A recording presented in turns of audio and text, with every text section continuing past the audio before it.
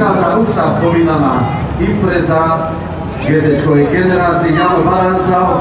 Janko, ty si sa na tom stroji a aj na iných strojoch šíku narobil. Keď tvoj ako kôň, nie je to ani, myslím, ďaleko od pravdy. Sedíš v tomto aute druhý víkend, keď sa nemýlim, ako si sa s ním vzrastol? Tak dá sa všelijako, človek sa učí stále, takže uvidíme, ako pôjde. Dobre, držím ti palce, dúfam, že máš mapu alebo navigáciu, lebo tej kopnice Sakramenský dlhý. Dúfam, že si budeš pamätať. Mal som dobrého učiteľa, to je vlastne Spíra Rozum, takže dúfam, že si to zapamätal všetko. Dúfam, že ťa tam počuje zároveň. Dobre, držíme palce, Jan Baranta,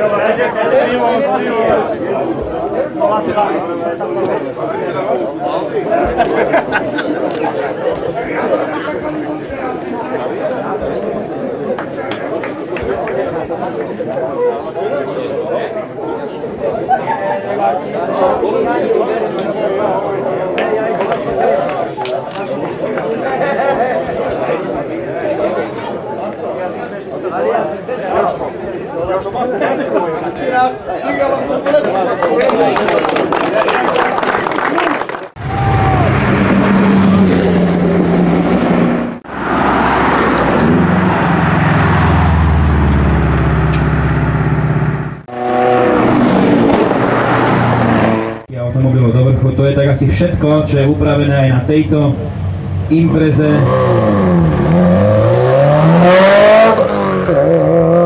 A už sa dostávame medzi športové automobily podľa homologácie skupiny N. Vladimír.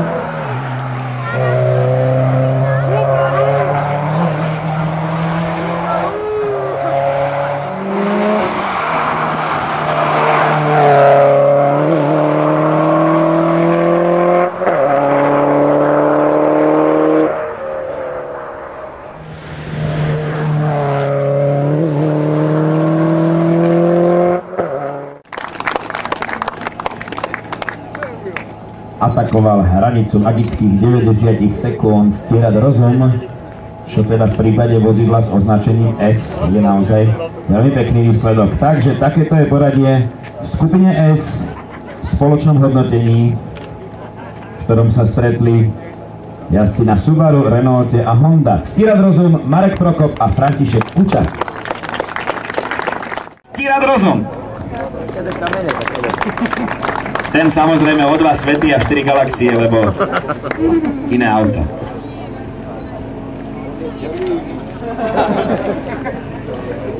Áno, ďakujeme Marekovi, že rešpektuje svoju druhú pozíciu. Gratulujeme, toľko teda sériáky Ctirad Rozum, Marek Prokop, František Kuča. Pekná fotografia, priatelia, do objektívov.